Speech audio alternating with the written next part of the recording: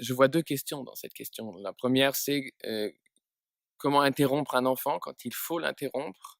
Et la deuxième, c'est, comment, apprendre à l'enfant à faire les tâches ménagères, à se laver les dents, ces choses que l'on doit faire dans la vie.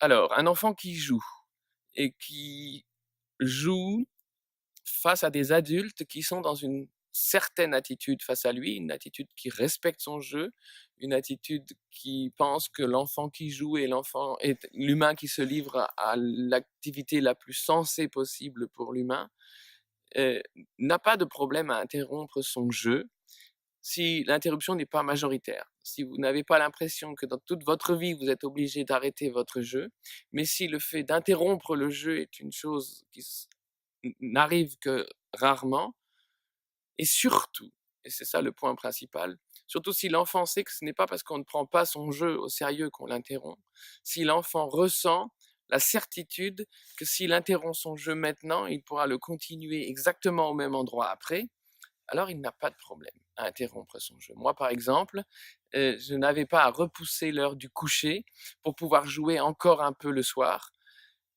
L'heure du coucher faisait partie des rituels qui me rassuraient, qui constituaient la structure de ma vie, et je savais que si j'interromps le jeu ce soir, je peux continuer demain matin.